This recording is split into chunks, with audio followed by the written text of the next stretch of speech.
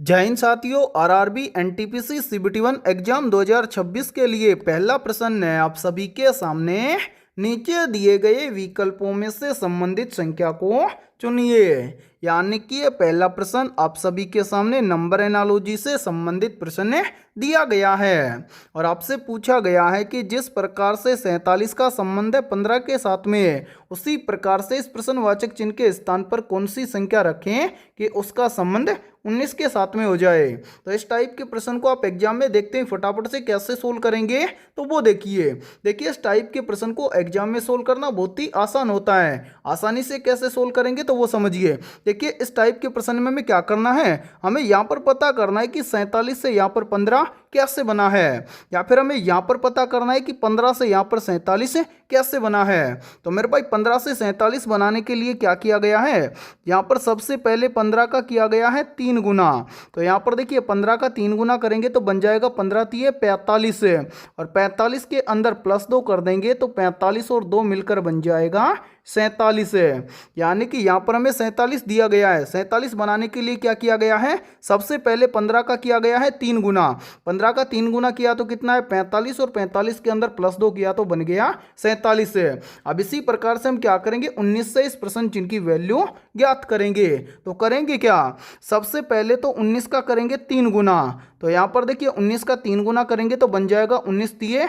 57 और यहाँ पर जिस प्रकार से 45 के अंदर +2 किया गया है उसी प्रकार से हम 57 के अंदर भी क्या कर देंगे +2 कर देंगे तो 57 और 2 मिलकर बन जाएगा 59। यानी कि इस प्रश्नवाचक चिन्ह के स्थान पर संख्या भरी जाएगी 59। अब हमें देखना है कि संख्या 59 किसी ऑप्शन में दी गई है, तो हाँ सर संख्या 59 में दी गई है ऑप्शन डी के अंदर है। तो पहले प्रश्न के अंदर ऑप्शन डी हो जाएगा सभी का करेक्ट आंसर है। तो उम्मीद करता हूं कि जब भी इस टाइप का प्रश्न आपको एग्जाम के अंदर दिया जाएगा तो आप देखते हैं फटाफट से सोल्व कर लेंगे, ठीक है। और इसी के साथ में देखिए आप सभी के लिए बहुत ही इंपॉर्टेंट सूचना है।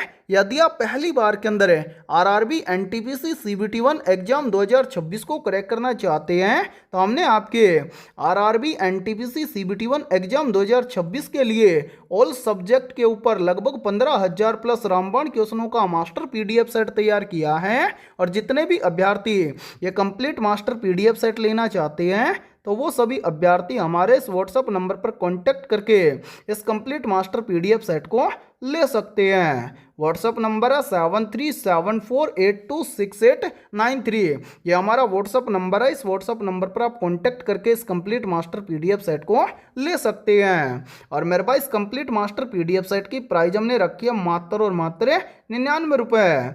यानी कि ये कंप्लीट मास्टर पीडीएफ सेट आपको मिलने वाला है मात्र और मात्र 99 रुपये की फीस के अंदर है।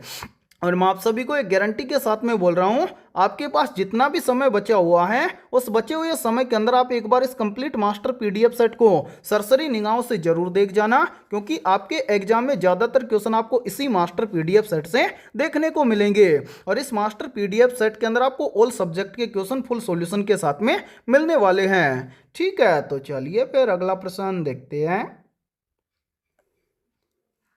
दूसरा प्रश्न है आप सभी के सामने। नीचे दी गई श्रृंखला श्रेणी में प्रश्नवाचक चिन्ह के स्थान पर कौन सी संख्या आएगी। यानी कि दूसरा प्रश्न आप सभी के सामने सीरीज से संबंधित प्रश्न दिया गया है और आपसे पूछा गया है कि इस सीरीज में इस प्रश्नवाचक चिन्ह के स्थान पर कौन सी संख्या आएगी।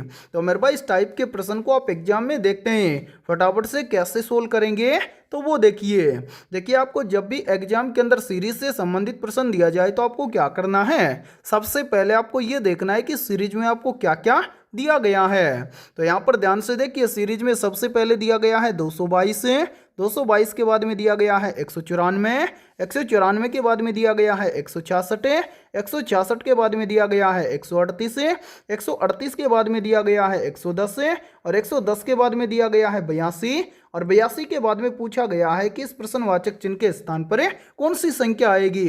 तो यहाँ पर ध्यान से देखिए सीरीज को किस प्रकार से सोल्व किया गया है। यहाँ पर देखिए 222 से कितना बन रहा है 194, 222 से 194 कैसे बनेगा। तो यहाँ पर ध्यान से देखिए यदि हम 222 में से क्या कर दें -28 कर दें तो यहाँ पर बन जाएगा 194। इसी प्रकार से आगे देखिए 194 से कितना बन रहा है 166, 194 से 166 कैसे बनेगा? तो यहाँ पर भी देखिए यदि हम 194 में से क्या कर दें -28 कर दें तो यहाँ पर बन जाएगा 166 है। फिर देखिए 166 से कितना बन रहा है 138 से। 166 से 138 कैसे बनेगा? तो यहाँ पर भी देखिए यदि हम 166 में से क्या कर दें -28 कर दें तो यहाँ पर बन जाएगा 138 है। फिर देखिए 138 से कितना बन रहा है 110 से। 138 से 110 कैसे बनेगा? तो यहाँ पर देखिए यदि हम 138 में से भी क्या कर दें -28 कर दें तो यहाँ पर बन जाएगा 110 से। फिर देखिए 110 से कितना बन रहा है 82। तो 110 से 82 कैसे बनेगा? तो यहाँ पर भी देखिए यदि हम 110 में से क्या कर दें -28 कर दें तो यहाँ पर बन जाएगा 82। अब इसी प्रकार आपसे पूछा गया है कि 82 के बाद में इस प्रश्नवाचक चिन्ह के स्थान पर कौन सी संख्या आएगी? तो मेरे भाई इस प्रश्न चिन्ह की वैल्यू ज्ञात करने के लिए हम क्या करेंगे आगे भी माइनस करेंगे। कितना माइनस करेंगे? तो यहाँ पर ध्यान से देखिए सभी के अंदर -28 हुआ है तो 82 से प्रश्न चिन्ह की वैल्यू ज्ञात करने के लिए भी हम क्या करेंगे -28 करेंगे। यानी कि 82 में से हम क्या कर देंगे 28 को घटा देंगे तो प्रश्न चिन्ह की वैल्यू हमें ज्ञात हो जाएगी। तो यहाँ पर ध्यान से देखिए 82 में से 28 को घटाएंगे तो यहाँ पर बचेगा 54 है। यानी कि इस प्रश्नवाचक चिन्ह के स्थान पर संख्या भरी जाएगी 54 है। अब हमें देखना है कि संख्या 54 किसी ऑप्शन में दी गई है तो आंसर है संख्या 54 में दी गई है ऑप्शन ए के अंदर है। तो दूसरे प्रश्न के अंदर ऑप्शन ए हो जाएगा सभी का करेक्ट आंसर है। तो उम्मीद करता हूं कि जब भी इस टाइप को प्रश्न है या फिर जब भी इस टाइप का प्रश्न आपको आरआरबी एनटीपीसी के एग्जाम के अंदर दिखाई देगा तो आप आसानी से सोल्व कर लेंगे। ठीक है, तो चलिए फिर अगला प्रश्न देखते हैं। तीसरा प्रश्न है आप सभी के सामने, आकृति में त्रिभुजों की संख्या ज्ञात कीजिए। मेरे भाई वेरी वेरी इंपॉर्टेंट प्रश्न है ये।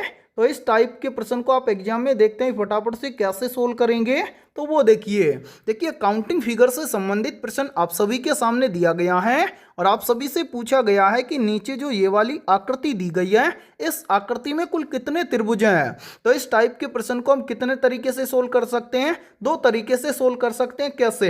पहला तरीका है कि हम इस आकृति के अंदर एक एक त्रिभुज को काउंट करें और दूसरा तरीका है कि शॉर्ट ट्रिक के माध्यम से हम इस आकृति के अंदर त्रिभुजों को ज्ञात करें। तो हम दोनों तरीके ही हम आपको बताएंगे। पहला तरीका है क्या? पहले तरीके में हम क्या करेंगे इस आकृति के अंदर एक एक त्रिभुजों को काउंट करेंगे।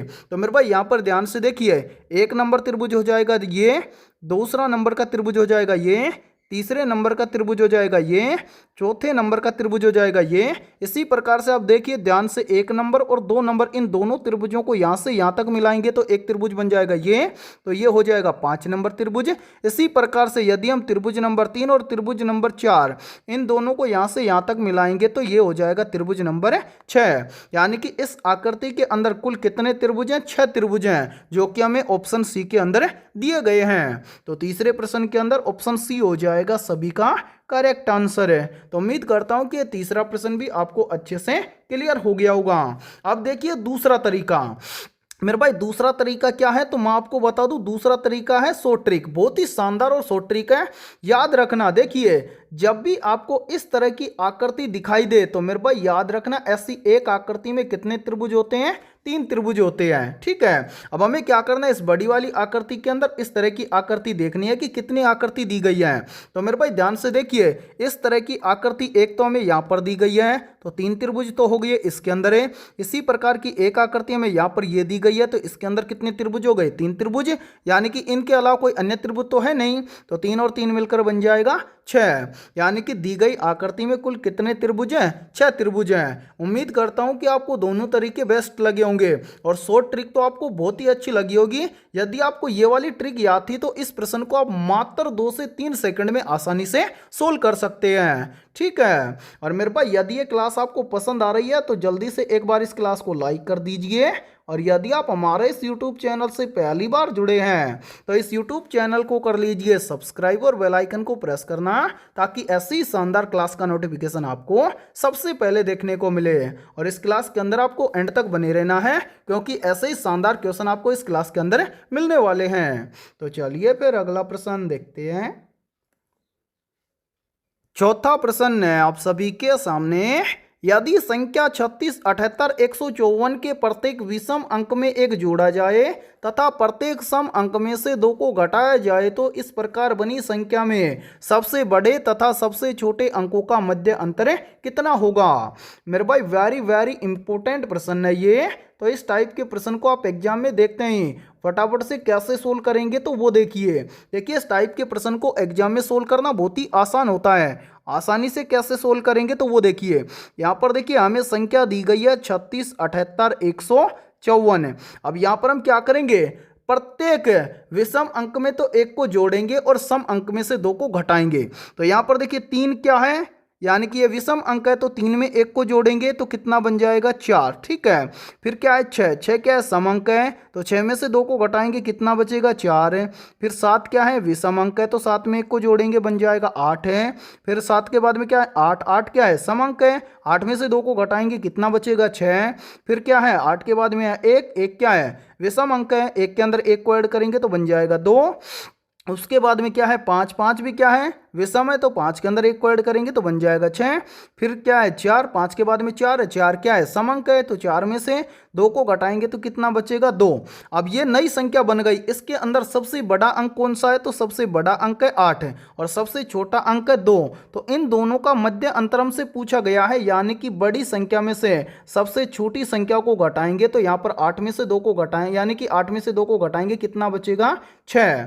यानी कि यदि संख्या 36, 78, 154 के प्रत्येक विषम अंक में 1 जोड़ा जाए तथा प्रत्येक सम अंक में से 2 को घटाया जाए, इस प्रकार बनी नई संख्या में सबसे बड़े तथा सबसे छोटे अंकों का मध्य अंतर कितना होगा 6 होगा, जो कि हमें दिया गया है ऑप्शन डी के अंदर है। तो चौथे प्रश्न के अंदर ऑप्शन डी हो जाएगा सभी का करेक्ट आंसर है। तो उम्मीद करता हूं कि जब भी इस टाइप का प्रश्न आपको एग्जाम में दिया जाएगा तो आप देखते हैं फटाफट से सोल्व कर लेंगे। ठीक है, तो चलिए फिर अगला प्रश्न देखते हैं।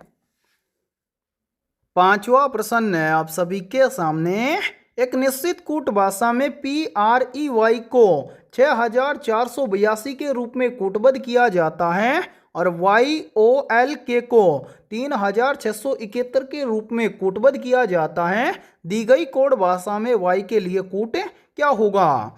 यानी कि यह पांचवा प्रश्न आप सभी के सामने कोडिंग डिकोडिंग से संबंधित प्रश्न दिया गया है। तो इस टाइप के प्रश्न को आप एग्जाम में देखते ही फटाफट से कैसे सोल्व करेंगे तो वो देखिए ध्यान से समझिए। इस टाइप के प्रश्न को एग्जाम में सोल्व करना बहुत ही आसान होता है।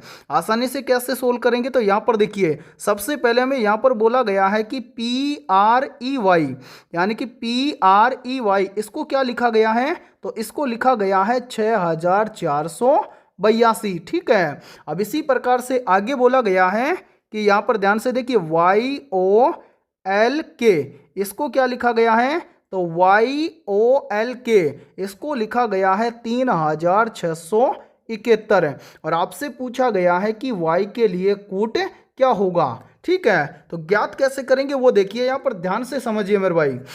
यहाँ पर मैं कलर चेंज करता हूँ ताकि आपको समझने में कोई भी प्रॉब्लम ना आए।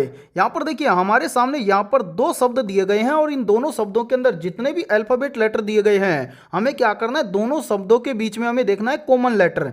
जैसे यहाँ पर देखिए मेरे भाई ध्यान से, यहाँ पर हमें क्या दिया गया है, यहाँ पर हमें दिया गया है Y, तो यहाँ पर भी हमें क्या दिया गया है Y। ठीक है, इसके अलावा कोई अन्य लेटर कॉमन है तो नहीं सर, Y के अलावा कोई भी अन्य लेटर कॉमन नहीं है। इसी प्रकार से हमें यहाँ पर 2 संख्याएं दी गई हैं। अब इन दोनों संख्याओं में हम क्या करेंगे, कॉमन अंक देखेंगे। जैसे यहाँ पर देखिए यहाँ पर हमें 6 दिया गया है और यहाँ पर भी हमें 6 दिया गया है। क्या 6 के अलावा कोई अन्य अंक कॉमन है तो नहीं सर, 6 के अलावा कोई अन्य अंक कॉमन नहीं है। यानी कि यहाँ पर भी Y के लिए कोड क्या है 6 है और Y के लिए यहाँ पर भी कोड क्या है 6 है। हमसे पूछा गया था कि Y के लिए कोड क्या होगा तो मेरे भाई Y के लिए कोड होगा 6। अब हमें देखना है कि 6 किसी ऑप्शन में दिया गया है तो बिल्कुल सर 6 में दिया गया है, ऑप्शन सी के अंदर है। तो पांचवें प्रश्न के अंदर ऑप्शन सी हो जाएगा सभी का करेक्ट आंसर है। तो उम्मीद करता हूं कि जब भी इस टाइप का प्रश्न आपको एग्जाम के अंदर दिया जाएगा तो आप देखते हैं फटाफट से सोल्व कर लेंगे। ठीक है, तो चलिए फिर अगला प्रश्न देखते हैं। छठा प्रश्न है आप सभी के सामने। सम्राट हर्षवर्धन के दरबारी कवि कौन थे जिसने हरिश्चरित्र, कादंबरी और प्रयाग प्रशस्ति या फिर हम बोल सकते हैं कि इलाहाबाद स्तंभ लेख की रचना किसने की थी? तो यहाँ पर देखिए इन चारों में से करेक्ट आंसर हो जाएगा सभी का ऑप्शन है बी, यानी कि इलाहाबाद स्तंभ लेख की रचना की थी बाणभट्ट ने। तो छठे प्रश्न के अंदर करेक्ट आंसर हो जाएगा सभी का ऑप्शन है बी। और मेरे भाई ये प्रश्न बहुत ही इंपॉर्टेंट प्रश्न है, चाहे तो आप इस प्रश्न पर क्या कर सकते हैं, स्टार भी लगा सकते हैं, क्योंकि ये प्रश्न आपके एग्जाम में 100% पूछा जाएगा। तो चलिए फिर अगला प्रश्न देखते हैं।